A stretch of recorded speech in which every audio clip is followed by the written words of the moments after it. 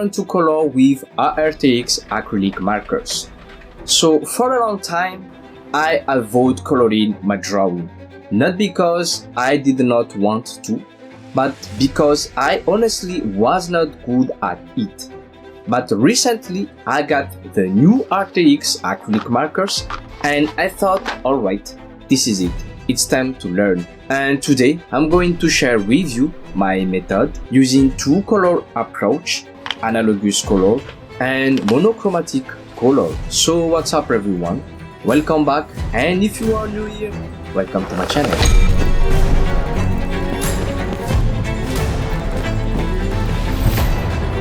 Before we start, first thing first, this video is not sponsored by ArrtX. I will be completely honest about these markers. Alright, let's jump into the drawing process. To start, I need a sketch that's easy to color with acrylic markers, not too details, but not too empty either. And as you know, I always add movement to my characters. I hate when a character looks like mannequin.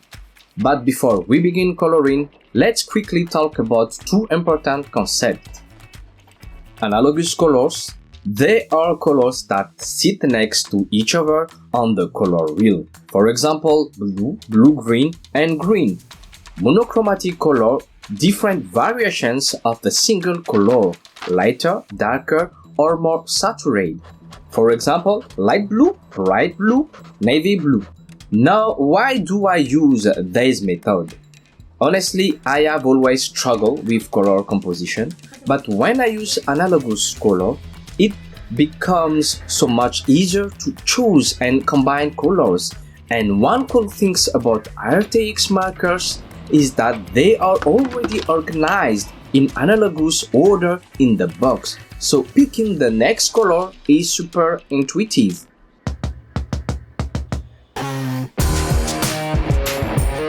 For this drawing, I use yellow, yellow-orange, and orange.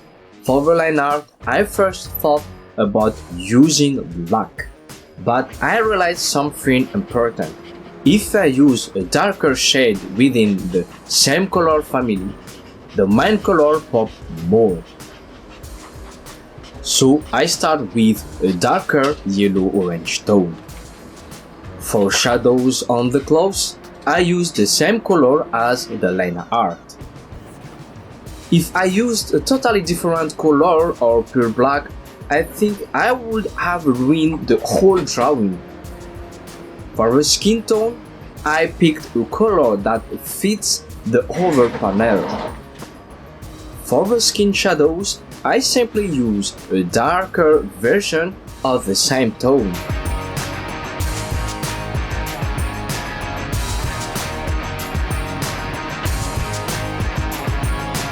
Now, something I immediately noticed, these new acrylic markers can actually make fine lines. The older version could not do that, and since my art style loves details, this is a big win.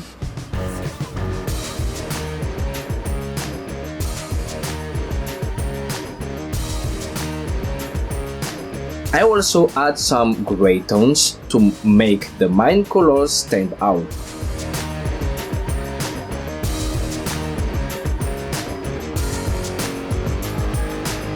One thing I learned, shake the markers well before every use. You should not dab my blade when touching the paper.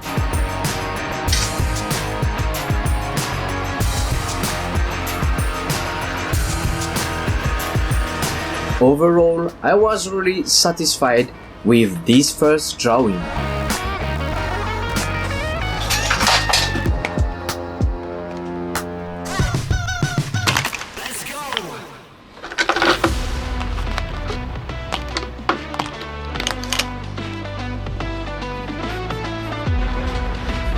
For the second piece, I sketch a character with a simple shape that are easy to color, but still with movement.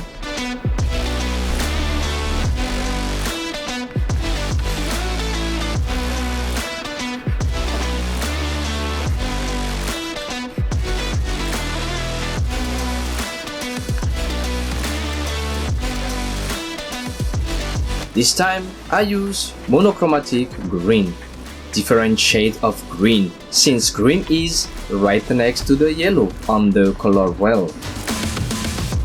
The markers are pre-arranged by shade, so picking the right variation was super easy.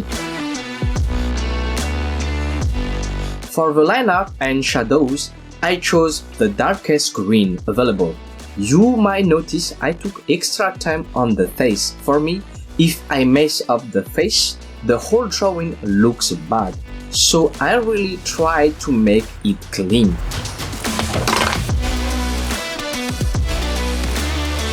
For the skin, I use panel skin tones since they match the green panel nicely. Same method as the first drawing, darker skin tone for shadows.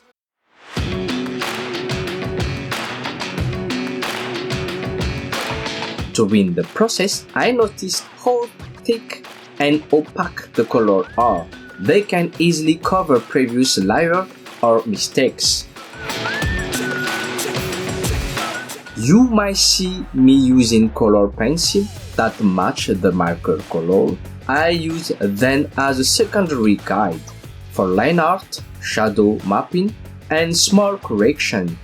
It helps me follow the lines more easily. But here I had a small problem. The darkest green was not dark enough for the shadows I want, so I used black. This black acrylic marker is surprisingly good, super smooth and perfect for fine lines. I use it for deep shadows on the clothes and tight. At first I thought I messed up the color harmony, but once I balanced the black across the drawing, it worked. For highlight I use white. The white with the green made the drawing pop really nicely.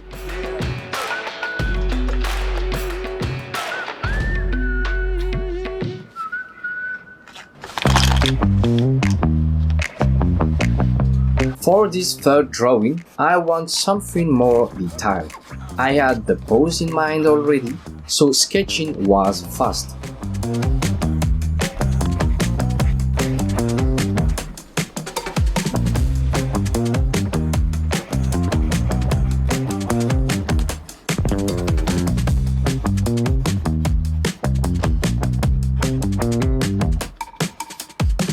For the colors, I choose blue, blue-violet, violet, and a few variations. Again, I separate each color zone and shadow zone. This is the method that fits my art style best. For the hair, I picked two colors and used a dark violet for the line art. I also marked where the light hit the hair so I could leave those parts white. For the skin, I first tried a violet pink shade and the result was a disaster. So I went back to the skin tones I used in the first drawing.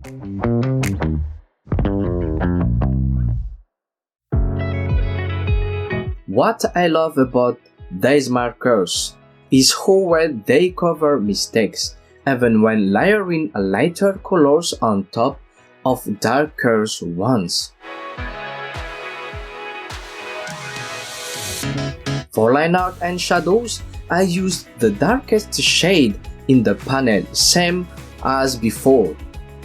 For highlight on the skin, I used white again. The clothes took longer because I separate all the color area, but adding small detail made it totally worth it. For accessories, I use sky blue to stay within the Analogous panel. At this point, I start to really enjoy this coloring method and the markers.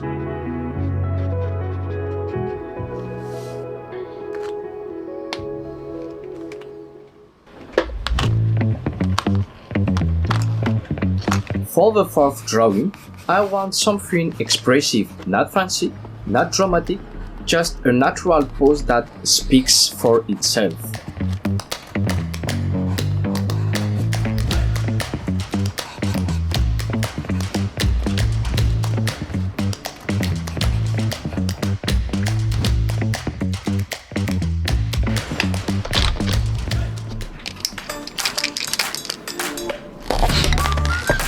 I start straight with a line art using a dark red.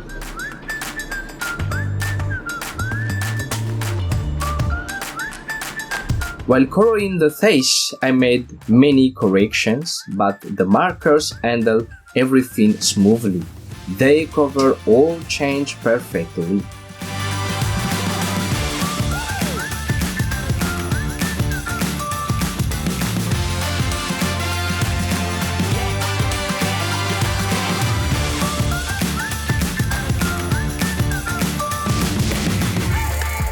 This time, I tried a limited graphic design panel, red, gray, brown for skin and white.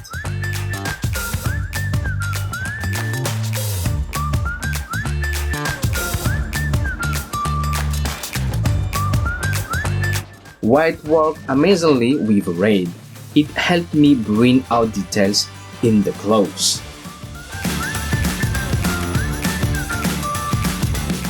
The brush nib is perfect for controlled, clean details.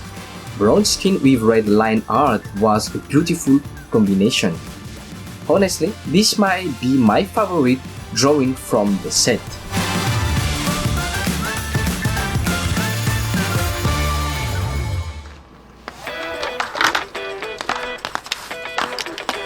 For this one, I want a sketch that was simple enough to color, but still details enough so I could play around.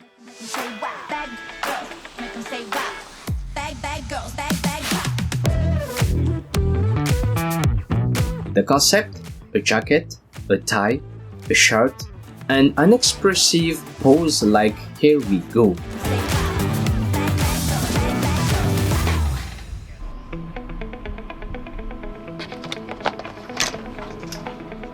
This time, I combined everything I learned. I chose blue, its variation, and the color next to it on the wall. But then something fell off.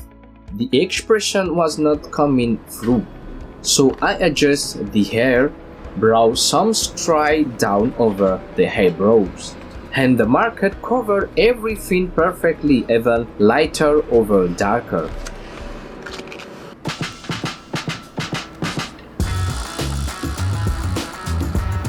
I start directly with dark blue for line art and shadows, just like the previous drawing. I use white again for highlight areas on the both of jacket and the skin. Since these markers let me add small detail easily, I add even more details on the clothing.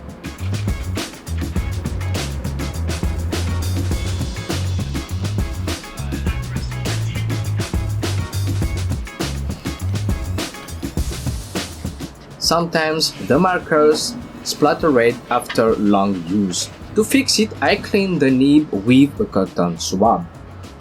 To make drawing pop, I use yellow, the complementary color of blue, for the eyes, the shirt, and the tie.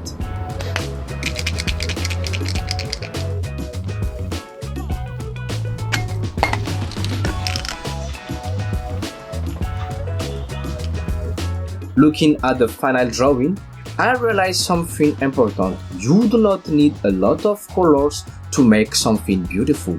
You just need the right colors in the right place.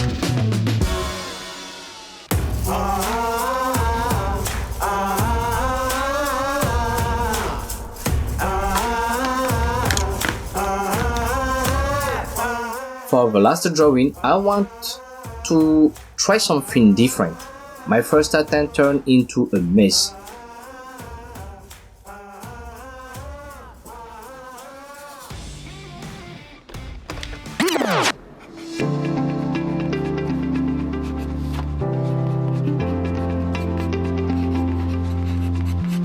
I start a new sketch with a slightly unusual pose and unconventional clothing.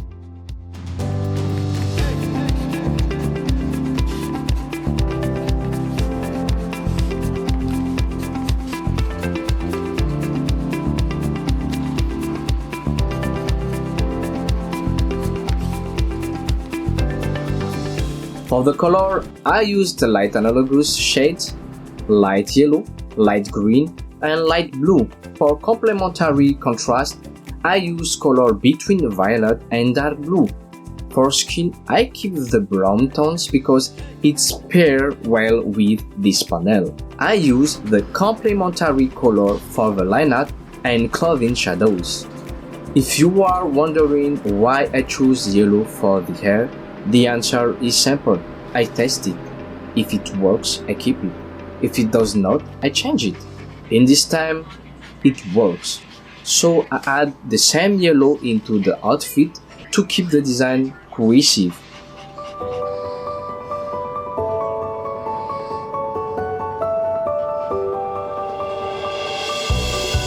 If you struggle with the colors, start with analogous colors. Pick one color, then use the ones next to it. Always check your markers well before using them. Avoid pure black if you want more variety. Use a darker shade of your base color instead. The markers are already sorted in analogous order, so picking the next tone is super easy. If you are afraid to add a complementary color, test it on the small area first. The brush nib makes clean details lines. The paint is thick enough to cover mistakes and rework areas easily, and that's how I learned to color my art. Everyone has their own method, but avoiding color for a year because I was scared of failing. Yeah, that was a big mistake. This step is huge for me and my goals. If you are like me, afraid to try, I think it's time to take courage and just go for it. You will mess up, you make mistakes, but don't give up. Every failure you make is one step closer to your goals.